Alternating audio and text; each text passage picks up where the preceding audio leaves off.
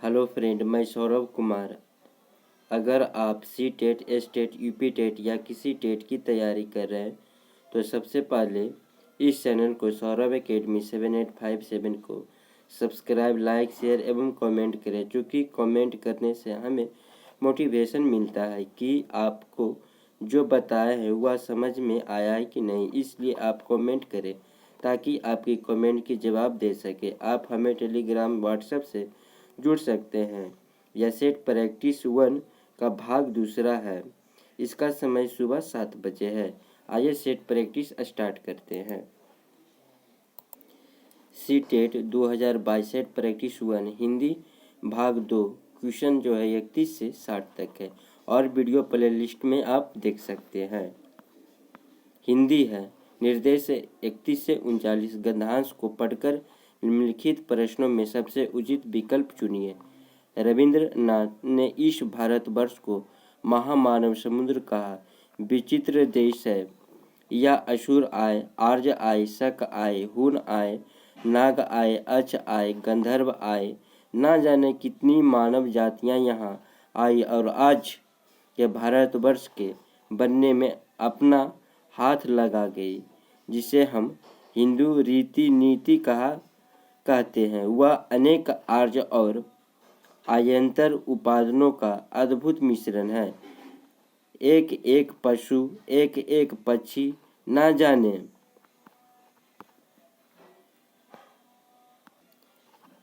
जाने जो है कितनी स्मृतियों का भार लेकर हमारे सामने उपस्थित है।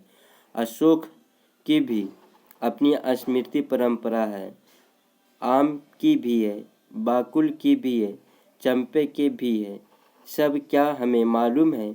जितना मालूम है उसी का अर्थ क्या स्पष्ट हो सका? न जाने किस बुरे मुहूर्त में मनोजन्मा देवता ने शिव पर बाण फेंका था। शरीर जलकर राख हो गया और बावन पुराण की गवाही पर हमें मालूम है कि उनका रत्नमय धनुष टूटकर खंड खंड हो धरती पर गिर गया। जहाँ मूठ थी वह स्थान रुक्मणी से बना था। वह टूटकर धरती पर गिरा और चंपे का फूल बन गया। हीरे का बना हुआ जो नन्हा स्थान था वह टूटकर गिरा और मौलसिरी ने मनोहर पुष्प में बदल गया। अच्छा ही हुआ इंद्रनील मणियों का बना हुआ कोटि देश भी टूट गया और सुंदर पटाल पुष्पों में परिवर्तन हो गया। कोटि देश भी टूट गया और सुंदर पटाल पुष्पों में परिवर्तन हो गया। यह भी बुरा नहीं हुआ, लेकिन सबसे सुंदर बात यह हुई कि चंद्रकांत मणियों का बना हुआ मध्य देश टूटकर चमेली बन गया और विमूल की बनी निम्नतर कोटि बेना बन गई। स्वर्ण की जीतने वाला कठोर धनुष जो धरती पर गिरा तो कोमल फूलों में बदल गया। स्वर्गीय वस्तुएं धरती से मिले बिना मनोहर नहीं होती है। आइए इसका प्रश्न देखते हैं। 31 नंबर में किस पुराण में देवता की कथा लिखी है? इसका राइट आंसर जो हो जाएगा, इसका राइट आंसर जो होगा वामन पुराण में। नेक्स्ट प्रश्न आते हैं। नेक्स्ट प्रश्न है 32 नंबर। भारत को महामानव समुद्र क्यों कहा गया है? भारत को महामानव समुद्र क्यों कहा गया है? तो इसका राइट आंसर हो जाएगा जातियों की अधिक संख्या होने के कारण। नेक्स्ट प्रश्न आते हैं। नेक्स्ट प्रश्न है 33 नंबर में। हिंदू रीति उपादानों का मिश्रण है। हिंदू जो है रीति उपादानों का मिश्रण है। तो इसका राइट आंसर जो हो जाएगा ये किसका है? आर्य तथा आर्यंतर का है। नेक्स्ट प्रश्न आते हैं। हाँ जी, नेक्स्ट प्रश्न है मनोजन्मा शब्द का प्रयोग किस देवता के लिए किया गया है? तो इसका राइट आंसर जो हो जाएगा ये जो है किसके लिए, तो कामदेव के लिए किया गया है। नेक्स्ट प्रश्न आते हैं। हाँ जी, नेक्स्ट प्रश्न है, हाँ 35 नंबर, धनुष का हीरे वाला भाग धरती पर गिरने से किस रूप में परिवर्तन हो गया था? हाँ जी, आप लोग बताइए जल्दी। इसका राइट आंसर हो जाएगा मौलसारी के फूल जब गिरने लगा तो परिवर्तन हो गया था। नेक्स्ट प्रश्न है, हाँ जी 36 नंबर में है, धनुष का वह भाग किससे बना था जिसके टूटने से चमेली का फूलों की उत्पत्ति हुई थी? धनुष का वह भाग किससे बना हुआ था जिसके टूटने से चमेली का फूलों की उत्पत्ति हुई थी? तो इसका राइट आंसर जो हो जाएगा ये चंद्रकांत मणि का था। किसका था? तो चंद्रकांत मणि का था। गंधांश पढ़े हैं तो उसी का आंसर है सब लोग, है ना, इसलिए मन से पढ़िए आप लोग। 36 नंबर में है ना, धनुष का वह भाग चंद्रकांत मणि से बना था जिसके टूटने से चमेली फूलों की उत्पत्ति हुई थी। वामन पुराण के अनुसार शिव द्वारा भस्म किए जाने पर कालदेव का धनुष कई हिस्सों में टूटकर पृथ्वी पर गिरा और विभिन्न पुष्पों में बदल गया था, है ना। 37 नंबर में है, आर्यंतर शब्द का निर्माण किन दो शब्दों के योग से किया गया है? तो इसका राइट आंसर जो हो जाएगा आर्य और ईतर से, है ना। नेक्स्ट प्रश्न आते हैं 38 नंबर में, मनोहर शब्द समास के किस भेद से संबंधित है? मनोहर शब्द जो है समास के किस भेद से संबंधित है? तो इसका राइट आंसर जो हो जाएगा ये तत्पुरुष समास से है। नेक्स्ट प्रश्न आते हैं 39 नंबर में है, नीचे दिए गए विकल्पों में से कौन सा शब्द कोटि का समानार्थी है? तो इसका राइट आंसर जो हो जाएगा ये जो है करोड़ का, है ना। किसका है? तो करोड़ का। नेक्स्ट प्रश्न आते हैं, नेक्स्ट प्रश्न में है जो 40 से 45 में निम्नलिखित कविता की पंक्तियों को पढ़कर दिए गए प्रश्नों को उत्तर दीजिए। हरा भरा हो जीवन अपना स्वस्थ रहे संसार, नदियाँ पर्वत हवा पेड़ से आती है, बहार बचपन कोमल तन मन लेकर आए अनुपम जीवन लेकर, जग से तुम और तुमसे है ये प्यारा संसार, हरा भरा हो जीवन अपना स्वस्थ रहे संसार। वृंद लताए पौधे डाली चारों ओर भरे हरियाली, चारों ओर भरे हरियाली, मन में जगे उमंग यही है सृष्टि का उपहार, हरा भरा हो जीवन अपना स्वस्थ रहे संसार। मुश्किल से मिलता है जीवन, पर्यावरण सुरक्षित ना हो तो सब बेकार, हरा भरा हो जीवन अपना स्वस्थ रहे संसार। नेक्स्ट इसका प्रश्न अब देखते हैं, है ना। 40 में है, हरा भरा जीवन का अर्थ क्या होता है? तो इसका राइट आंसर जो हो जाएगा हरा भरा जीवन का अर्थ होता है खुशियों से परिपूर्ण जीवन, खुशियों से परिपूर्ण जीवन, है ना। नेक्स्ट प्रश्न आते हैं 41 नंबर, कौन सी चीज बाहर लेकर आती है? कौन सी चीज बाहर लेकर आती है? तो इसका राइट आंसर जो हो जाएगा समस्त प्राकृतिक आपादान। किसका? समस्त प्राकृतिक आपादान का, है ना। नेक्स्ट प्रश्न है नेक्स्ट प्रश्न, कवि ने सृष्टि का उपहार किसे कहा?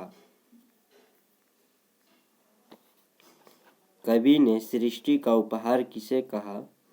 तो प्राकृतिक सुंदरता और उससे उत्पन्न होने वाली खुशी को कहा गया है।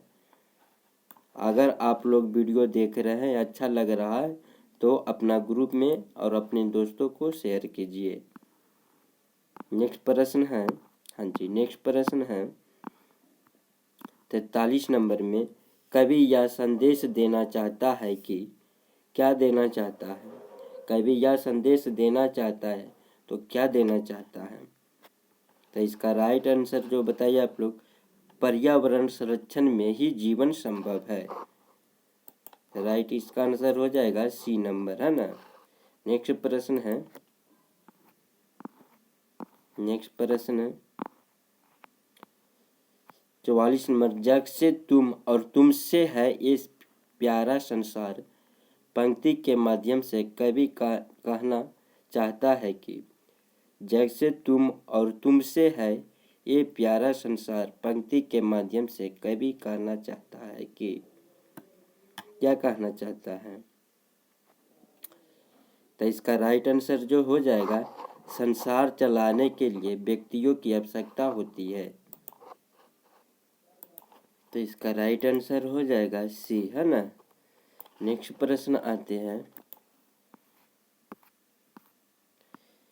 अनुपम से अभिप्राय है। अनुपम से क्या अभिप्राय है? जिसकी उपमा ना दी जा सके, है ना। अनुपम से अभिप्राय है जिसकी उपमा ना दी जा सके। इसका राइट आंसर ए हो जाएगा। नेक्स्ट प्रश्न आते हैं, निर्देश है, नीचे दिए गए प्रश्नों का सही सबसे उपयुक्त उत्तर वाले विकल्प को चुनिए। भाषा सीखने का उद्देश्य, भाषा सीखने का उद्देश्य क्या है? तो इसका राइट आंसर बताइए आप लोग सोच के, है ना। तो प्रत्येक स्थिति में भाषा का प्रयोग कर पाना। राइट आंसर ए हो जाएगा, प्रत्येक स्थिति में भाषा का प्रयोग करके पाना। नेक्स्ट प्रश्न आते हैं, हाँ जी, 47 नंबर में है, कविता कहानियों पर चर्चा करने एवं प्रश्न पूछने का उद्देश्य क्या है? क्या करना चाहिए? कविता कहानियों पर चर्चा करने एवं प्रश्न पूछने का उद्देश्य करना चाहिए। तो इसका राइट आंसर बताइए आप लोग, कल्पनाशीलता का पोषण करना एक मात्र है ना। कल्पनाशीलता का पोषण करना मात्र है। नेक्स्ट प्रश्न आते हैं, नेक्स्ट प्रश्न है 48 नंबर में, दूसरी कक्षा में पढ़ने वाला मोहन हिंदी की कक्षा में अपनी मातृभाषा में बात करता है, आप क्या कहेंगे? दूसरी कक्षा में पढ़ने वाला मोहन हिंदी की कक्षा में अपनी मातृभाषा में बात करता है, या आप क्या करेंगे उसको? जल्दी आप सोच के बताइए। हाँ जी, तो उसकी भाषा को समझने की कोशिश करेंगे, है ना, क्या बोल रहा है। नेक्स्ट प्रश्न है, भाषा का प्राथमिक रूप क्या होता है? भाषा का प्राथमिक रूप क्या होता है? आप लोग इसका जवाब दीजिए जल्दी, है ना। तो भाषा का प्राकृतिक रूप जो होता है सांकेतिक होता है, सांकेतिक होता है। नेक्स्ट प्रश्न है, प्रायः जो है कक्षा में अधिकतर बच्चों में व्याकरण संबंधी त्रुटियां पाई जाती है, जिस कारण उनका भाषा शिक्षण अनियमित तथा अस्थिर हो जाता है। यह कथन भाषा संबंधी किस विकार से संबंधित है? तो इसका राइट आंसर जो हो जाएगा, ये व्याकरण संबंधी, उसको जब तक अच्छा जानकारी व्याकरण की नहीं रहेगी तो शुद्ध नहीं बोल सकता है। नेक्स्ट प्रश्न आते हैं, हाँ जी। 51 नंबर में है भाषा एवं कौशल। भाषा एवं कौशल और इसका विकास अभ्यास पर भी निर्भर है। किसका कथन है? भाषा एक कौशल है और इसका विकास अभ्यास पर ही निर्भर है। किसका कथन है? तो इसका राइट आंसर जो हो जाएगा ये जो है थॉर्नडाइक का है। नेक्स्ट प्रश्न आते हैं। हाँ, 52 नंबर में है दृष्टि बाधित बच्चों को भाषा सिखाते समय क्या करना चाहिए? दृष्टि बाधित बच्चों को भाषा सिखाते समय क्या करना चाहिए? तो अधिक से अधिक मौखिक भाषा का प्रयोग करना चाहिए। अधिक से अधिक मौखिक भाषा का प्रयोग करना चाहिए। नेक्स्ट प्रश्न है। हाँ, नेक्स्ट प्रश्न 53 नंबर में है भाषा का अस्तित्व एवं विकास समाज के बाहर नहीं हो सकता है। यह कथन किसका है? भाषा का अस्तित्व एवं विकास समाज के बाहर नहीं हो सकता है। यह कथन किसका है? तो इसका राइट आंसर जो हो जाएगा ये है ऑरोरीन। किसका है? ऑरोरीन का। राइट इसका आंसर ऑरोरीन का। नेक्स्ट प्रश्न है अगर वीडियो अच्छा लग रहा है तो आप लोग को यही है संदेश कि शेयर कीजिए जहाँ से जहाँ तक। मौखिक भाषा के आकलन एवं सर्वोत्तम तरीका क्या है? मौखिक भाषा के आकलन एवं सर्वोत्तम तरीका क्या है? आप लोग इसका आंसर बताइए, है ना, कमेंट में जवाब दीजिएगा। नेक्स्ट प्रश्न है भाषा की प्रकृति के संबंध में निम्नलिखित में से कौन सा कथन सत्य नहीं है? भाषा की प्रकृति के संबंध में निम्नलिखित में से कौन सा कथन सत्य नहीं है? तो इसका राइट आंसर जो हो जाएगा, हाँ जी, भाषा में केवल भाषा वैज्ञानिकों द्वारा स्वीकृत ध्वन्यात्मक संकेतों का प्रयोग होता है ना। बी नंबर हो जाएगा। नेक्स्ट प्रश्न आते हैं 56 नंबर में भाषा की कक्षा में एक शिक्षक बच्चों से क्या अपेक्षा करता है? भाषा की कक्षा में एक शिक्षक बच्चों से क्या अपेक्षा करता है?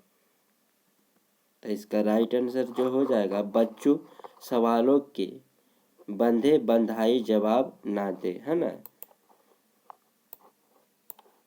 भाषा जो है भाषा की कक्षा में एक शिक्षक बच्चों से क्या अपेक्षा करता है? बच्चों सवालों के बंधे बंधाए जवाब ना दे सके, है ना। नेक्स्ट प्रश्न आते हैं 57 नंबर में प्राथमिक स्तर पर छात्रों को श्रुत लेख लिखवाना शिक्षण कार्य का अनिवार्य अंग है क्योंकि? जवाब दीजिए इसका, है ना। क्योंकि जो है इसके द्वारा छात्रों की श्रवण कौशल एवं लेखन कौशल का परीक्षण होती है। इसका राइट आंसर हो जाएगा बी, है ना। नेक्स्ट प्रश्न आते हैं 58 नंबर में है कक्षा में कुछ बच्चे लिखते समय वर्तनी संबंधी त्रुटियां करते हैं। भाषा शिक्षक के रूप में आप क्या करेंगे? कक्षा में कुछ बच्चे लिखते समय वर्तनी शब्द त्रुटियां करते हैं। भाषा शिक्षक के रूप में आप क्या करेंगे? तो इसका शब्दों का सही लिखते हुए बच्चों को दोनों तरह के शब्दों अवलोकन करके अंतर पहचानने का अवसर देंगे, है ना। ये हो जाएगा। नेक्स्ट प्रश्न है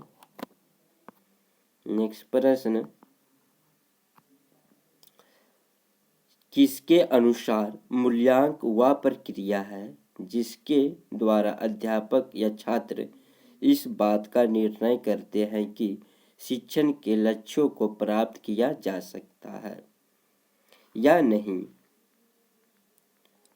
है ना। किसके अनुसार मूल्यांकन का वह प्रक्रिया है जिसके द्वारा अध्यापक या छात्र इस बात का निर्णय करते हैं कि शिक्षण के लक्ष्यों को प्राप्त किया जा रहा है या नहीं।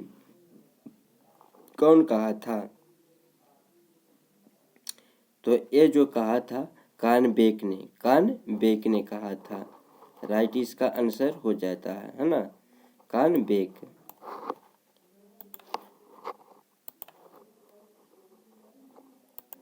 60 नंबर प्रश्न में है, मौखिक अभिव्यक्ति की निम्नलिखित में से कौन सी विधि उचित नहीं है?